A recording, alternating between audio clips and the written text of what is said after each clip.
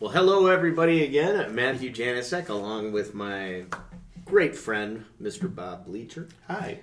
We are engaged in, we have been engaged for a while in this process of discussion. And how do you want to hit the next or last topic here? Well, it's funny. It's hard to say this is the last topic. In some ways, I feel like, yeah, it is the last topic because it's sort of like the goal of social change. But at the same time, it really, in some ways, is the first topic because it's really about the, shall we say, beginning to imagine a vision of what social change looks like. Like, I know if I asked people, say, all right, well, you know, things are shitty now, but what do you want things to look like? Is you pretty much get a blank stare. You know, everybody is very good at criticizing the present system. But when it comes to imagining a system that actually would work, is that is something that I think fewer and fewer people really can imagine existing.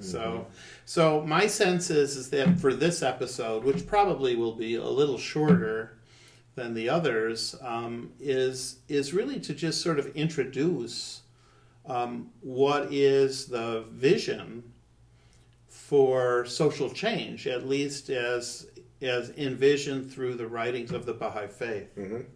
Yeah, so I don't know. So you might want to watch this one first, and then when you're done with all of them, if you actually are that interested in seeing all of this, is that at the very end is watch this one again, because this is it's where we start. And ultimately, it should be the beginning of the next stage in humanity's development. Yeah, I don't know if that's helpful. Oh yeah, the vision. People want to know why we are doing what we are doing, and I don't mean the we in the context of you and me, but what is the vision of the end goal of all of this? Say what is the end of social transformation look like, even though it doesn't necessarily have to have an end. But how may humanity consciously be aware that we're on the other side of transformational change? You know. Yeah, that's a good question. I should probably say, because this probably should be the first, so we say, conversation people look at, is that everything that I have to say in this and in subsequent conversations with Matt is going to be based upon my understanding of the writings of the Baha'i Faith. The Baha'i Faith actually is the youngest of all of the world's independent religions, and I find there's a tremendous value in studying those writings. I've studied the writings of many faiths and philosophies, but what I've found is that the writings of the Baha'i Faith, which more and more people are knowing about, but it's still so new, especially in the Western world, is that what I've found by reading those is that those writings really speak to today in ways that other spiritual or religious writings do not. And so they're extremely relevant to our present condition and how to essentially make both individual progress and progress in society itself. Well, because I think you've discussed with me before the concept of unity and wholeness, and it's obviously you mentioned the Western world, and since a lot of our audience is going to come from the Western world and the Judeo-Christian biblical worldview order of things that has been the defining characteristic of Western civilization, it's where it's where our lens, what I was brought up in, it's what you were brought up in.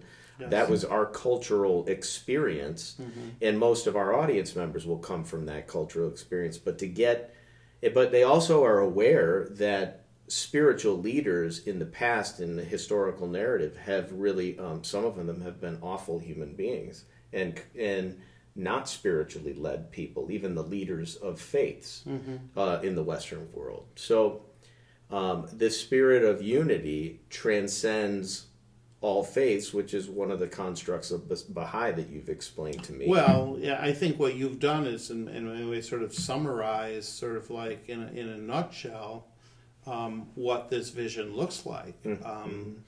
What the Baha'i writings say very explicitly over and over again in an infinite number of ways is that the cause of God for today is the unification of all humankind on earth into a spiritual civilization that will live both in, shall we say, peace, a spiritual peace, and material prosperity. And I guess the fear that people have in seeing this vision fulfilled is, under what terms? Under what terms will there be unity? Will it be the terms that I have been used to in my life? Or will they be on different terms, somebody else's terms? Well, if it truly is a spiritual civilization, then it's a civilization that actually, the terms of it being genuinely spiritual and not material, is automatically, it's essentially every law that exists, just like a law of God, is going to be meant for your own individual growth and development, and the development of, shall we say, the collective of humanity, society in general. So I don't have a problem with laws. I only have a problem with laws that are not a benefit to me or the people.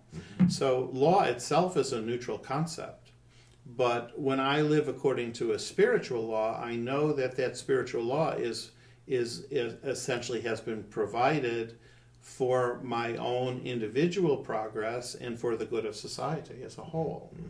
So if we're living within that kind of organization, it's going to be good for people and it's going to be good for society. And I think that is a huge transformation, like you indicated. From what our experiences in present day society or what we've seen for most of human history. I mean, this is a huge transformation as well. But I will say this about unity is, like, to move the conversation forward, is the way I understand unity is the highest state of existence. So when the Baha'i teachings say that the cause of God in this day is the unification of all of humanity, and that really is what we're talking about here, it's essentially elevating humanity to its highest state of existence. Now, the way I see it is this, and it's just the way I've come to understand it, but I've talked about it with many people, and it seems to resonate with them, so I'll share it here, is on a purely individual level, and is the highest state of existence of my spiritual being, my soul, is unity. It's unity with God. That's called heaven, right? That's the highest state of spiritual existence on an individual level. Okay? And so therefore, on a spiritual level, unity is the highest state of existence. But also in this world, in this mortal world, then, is the highest state of our collective existence together, is for all of humanity to live in unity. So to me, it makes perfect sense to understand unity as the highest state of existence, just on a spiritual level, but also even on a material level or a mortal level. I think we can also understand that unity is absolutely essential for there to be social progress. We live in a world today, certainly a society today and a world today, where essentially very little progress is being made. In fact, really what we see mostly is the decline of civilization and the disintegration of civilization. And really everybody knows that the real source of this decline or disintegration is the fact that there is so much conflict between people. There is so much violence between people. There is so much division between people. And it's the division between people that are essentially blocking all possibility of progress.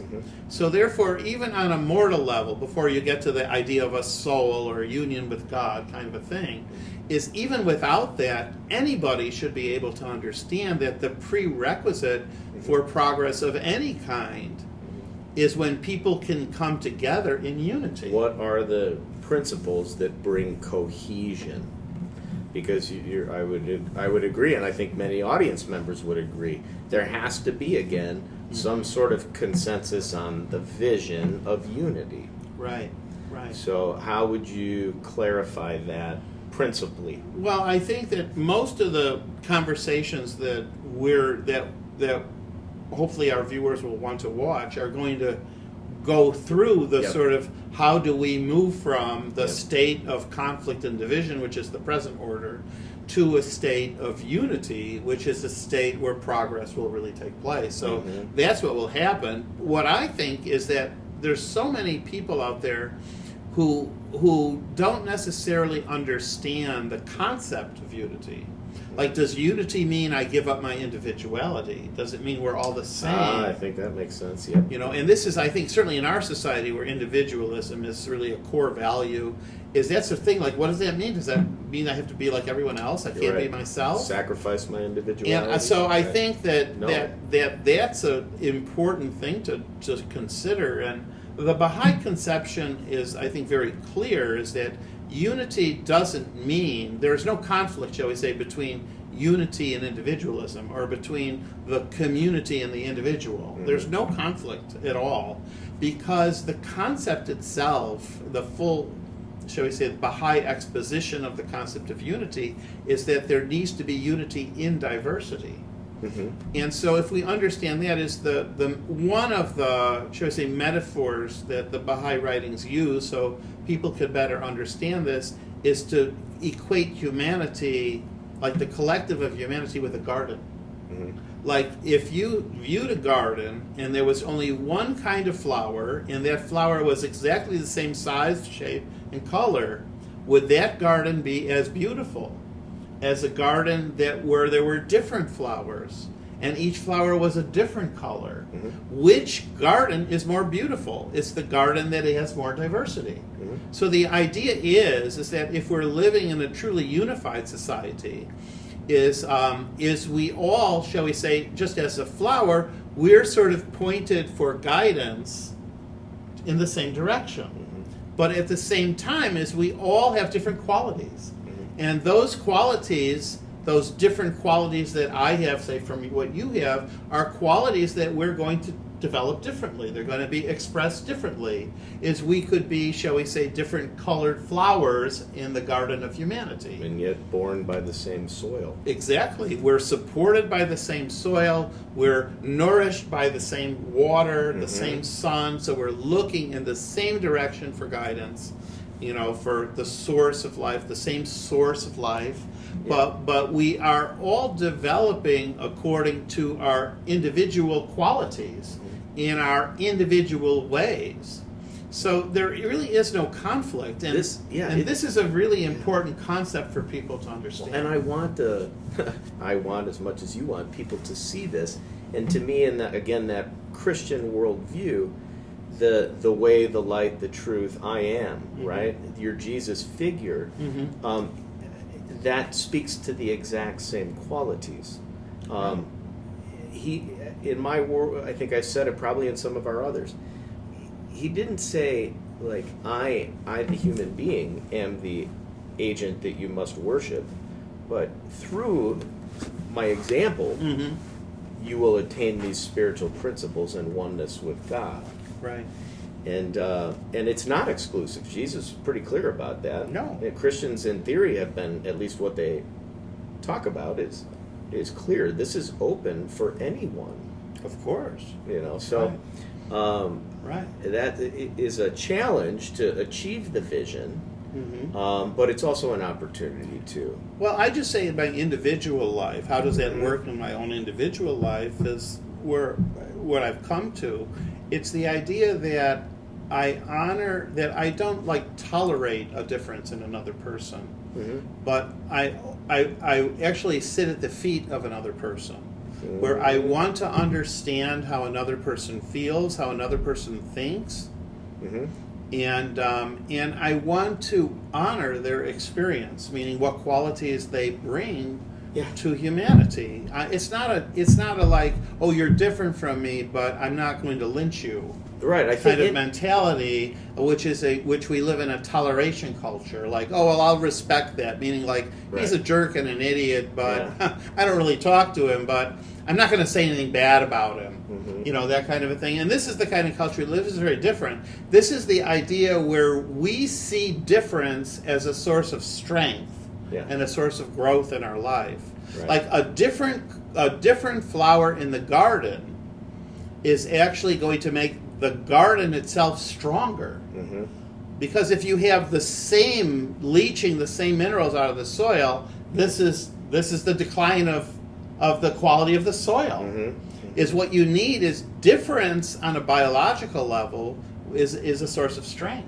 Mhm. So we need to honor difference. It's more than a toleration of difference. Mhm. It's an honoring, it's an inclusion of difference. It's an embrace of individuality. It's a collective embrace right. of individuality. Right. But then the question becomes, how is this unity? Uh-huh. Right? If we're going to honor diversity, how is it unity? And I think to me, this is a very fascinating concept that goes deep. I'm afraid that any introduction is not going to do justice to Sure. it. But it's certainly something I've learned and I'm still learning. Mhm. But the idea is that the only true source of unity is spiritual. Mhm. And the only real unifying force in, shall we say, in the world, in this world, is God. Mhm. You see, the truth is because I have different qualities than you, and I have different experience than you, Mhm. is that the way I'm going to view the world is going to be different than the way you view the world. And therefore you have conflict and division. Without a unifying force that transcends the level of human, Mhm. is all you have is conflict and division. Yeah. And this, in one way, this is how you could understand society today. Mhm. Is we are living in a society which essentially tries to live without God. Yeah. And there- now you have all this conflict and division. and the powers that be are echoing that conflict and division, amplifying it through their use of media resources, and selling division. Division sells. Oh, for sure. Conflict sells. Sure. Unity, right, is boring in a Well- violent culture or in a adolescent culture. I don't know. Maybe Well, that- I think that the people who are in established power, who hold material power today, Mhm. is they have every interest in fostering division and conflict and absolutely no interest in fostering unity. Mhm. I think they're very afraid of unity Mhm. because unity is what will bring about change. Mhm. And change is what's going to make people's lives better potentially. Mhm. But the truth is those people in power, the last thing they want is change. They're on top of the mountain. They want to keep things the way they are. Mhm. It's just how it is. Yeah. So they'll do everything to foster division because the more division they foster, not only could they sell it, right, Mhm. make money off of every division, but more than that is it keeps people fighting among themselves, and Yes. therefore they're incapable of challenging the power that these very few people possess. Yep. So there's a number of practical reasons why we learn conflict and division and then we don't learn unity. But in the end is that a true unity has to have a spiritual basis. On a material basis, we're built for difference. Mhm. Because any species on a biological level is stronger when there's diverse biological diversity. It's an evolutionary fact. So if we leave ourselves without the spiritual and we just see ourselves as material beings, it's actually in the best interest of the survival of our species for us to be in constant division and conflict, fighting with each other. Yep. But if there is going to be unity, then it has to be on a spiritual level. It has to be on a level beyond the human. And the only true unifying force, shall we say, the sun of humanity, Mhm. is God. Mhm. And I think this is not necessarily the easiest thing for people in today's society to understand, and it's something I'm still getting my head around. But I will have it's to full of- say it's that not- it's yeah. true. Yeah, it's not just full of. It's not full of contradictions, but it's full of ideas that people are going to have to wrestle with actually for the first time. Right. You know, so Right. people are wrestling with these concepts that we Right. have been in discussion with. And really, for the first time, and there's no PBS documentary on this. There's no media that is engaging on a national level in this type of dialogue or No. discussion. So, No. what people are used to consuming is the division and the hate and the greed and and all that, and they think the world is that way, and they become negative. They become depressed. They become hopeless when you feel that the power has been taken from you. Right. Right. Right. That's going to leave you in a sense of desperation. But the transformation that we are living through and that you and I are watching, and that we're trying to participate on the positive side of that change, is seeing the vision of unity come through. And I think Christ, as well as Baha'i leaders, as well as all religious leaders in the world, and in my opinion, have wanted people to come together. Right. The That's best- the purpose of religion. The best spiritual leaders, the best... True religion is unified. Yeah, it should be a unification principle. Oh, there's no question about it. But I think you're right. This for someone listening for the first time, they might have always thought that God or spirituality is irrelevant to their life. Mm-hmm. Why? I mean, yeah, God gave me all this stuff, but so what? Who cares? Mm-hmm. But really, God and spirituality now is central. Mm-hmm. It's the core of of both individual progress. Knowing the truth as revealed by God and living by that truth as individual progress. And then it's also the core of social progress. Mm-hmm. And so, on a level, I mean, we've been taught that although religion is fine for you as a person, but you don't talk about it in public. Right. Like religion is no way to organize society. That's why we have the separation of church and state. So this is a very countercultural thing for people. Yes. But the bottom line is that, and I know this from studying history, and I Right. think you do too, is Yes. that civilization follows directly from the collective adherence to spiritual principles. Yes, or not adherence, right? History is written by those that don't adhere to it, and it usually ends badly. It's just how it is, right? Yes. The decline of civilization is noted with the absence of Yes. a unifying set of values that usually comes from a religion. Mm-hmm. When you think about it, and I've taught world history for 20 years, and all I know is I couldn't help but come to the conclusion that the foundation for each of the great world civilizations was a religious foundation, which means that you cannot separate essentially the study of religious or spiritual principles from the progress of society. It And is the foundation I just gotta- for the progress of society. Yeah, and I got to just toss in the fun history narrative in this scriptural tradition. Sure. But from the days of even agreed upon archaeology and history, the Mesopotamians, the Sumerians had a flood story. Sure. Scripture in the Noah flood story exists. That's just how it is. It exists in Hindu culture. There was, according to all of the world's civilizations, an experience of unity. Might have been a nasty one or a horrific Oh, one yes. that they all wrote down about in their texts. Right. So to me, from a historical point of view, to ignore that reality is to ignore that element of truth. Right. And to say there's only a flood that happened here because we said it exists here. No, there is this foundation in everyone. The more I came to a spirituality and a religious consciousness because I studied human history. Yep. And what I learned was that every civilization that is worth studying today, like we're the subjects of the curriculum we study, all had their foundation in the unifying force of religious principles. Because it was only when the humanity of that civilization could act in unity that the civilization could progress. And what provided that unifying force was essentially everybody turned away from, shall we say, what I want. And everyone turned toward what does God want. And now everyone wants the same thing. And that is what God wants. And by the way, my understanding is what God wants for us is what is best for us. It might not be what we want, but it Ah. actually is what we need Yeah. for our own individual progress and for our progress as a society. Mm-hmm. So this really is the foundation. And so the kind of unity which is envisioned in the Baha'i writings is a genuinely spiritual unity Mm-hmm. around God. You know, not around, say, Jesus, Mm-hmm. not around Krishna, not around Buddha, but around God. And this is very important to know, because if we're all unified around God and not one of his messengers, is now we can unify all of humanity for the first time.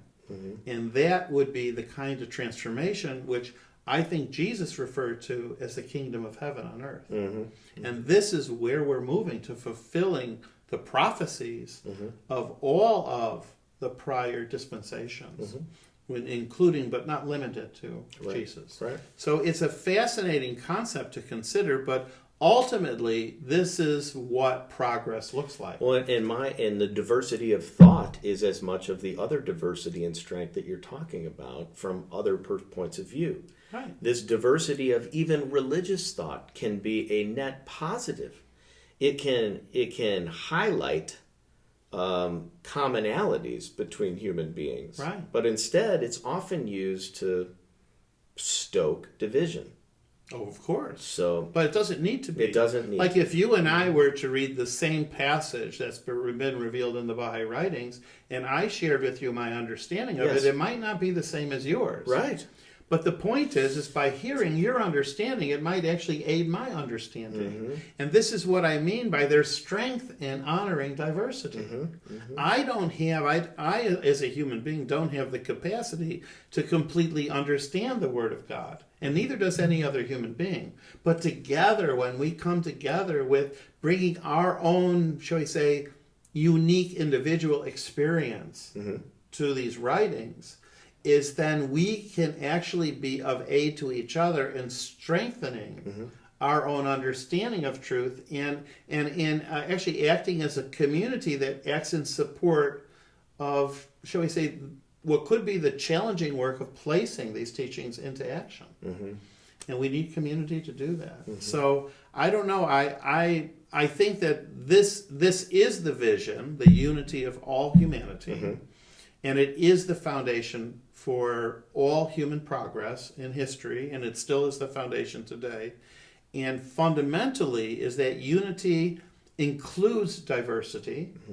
Okay, it's not exclusive of diversity. It includes, it honors it. Diversity is a source of strength, but ultimately the unity can only happen when it is genuinely spiritual, meaning that we are all unified in our willingness to turn toward God, to know the will of God, and to abide by His will.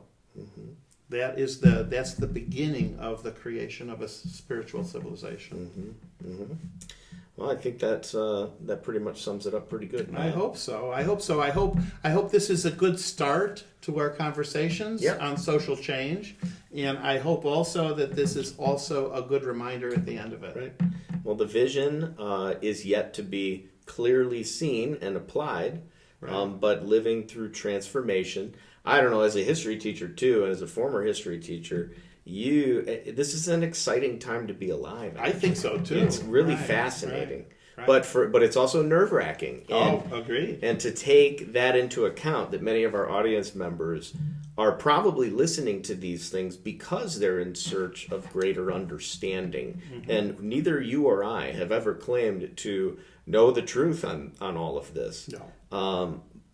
But our journey through history and through study has been, I think, an exercise for me in spiritual growth through humility.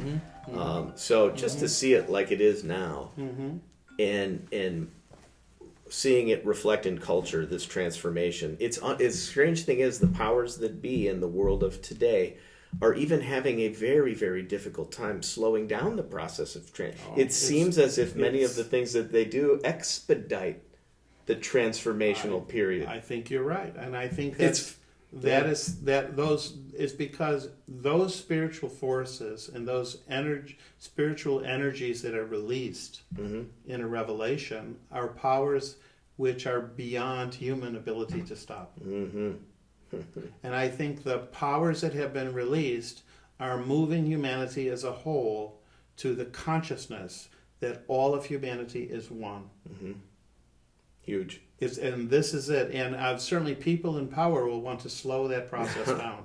Yes. Or, you know what I'm saying? But no matter what they do, it doesn't stop it. Mm-hmm. It just doesn't stop it. Because these are powers that are bigger than any president of the United States. Mm-hmm. Mm-hmm. It's just how it is. Yep. And I find that to be something that's encouraging and heartening, Mm-hmm. because these are spiritual forces that are moving us toward our own progress and toward the progress of all humanity. Mm-hmm. And there's no power, no human power in the world that is great enough to slow that down or to stop it. In fact, the more they try to slow it down, the more they're actually accelerating that movement toward this consciousness. And I think that's just absolutely a fascinating observation. Yeah. It's really important to say. Oh, awesome. So anyway, we hope you want to listen to the rest of these, Yeah. because we're going to talk about the hows of social change, and you know, in hopefully what will be a logical order. Mm-hmm. And then feel free to come back to this when we're done, Yeah. so you sort of know in what direction our lives can lead, both individually and together. And if you at all want to reach out at any point in time to us, our information will be attached to any of the projects that we put out there. And I know this relationship is only beginning for Bob and I. Of course. So we look forward to continuing the journey of transformational change, even beyond the outline that you have been provided with, basically, here in our discussion. Yeah. So new revelations will continue to manifest, and it'll be fun to comment on those as we move forward. Yeah, we're going to grow, and Yeah. we want to include as many people in that process. That's right. Okay. All right. Thanks Thanks again. Thank you, sir. Yes, sir.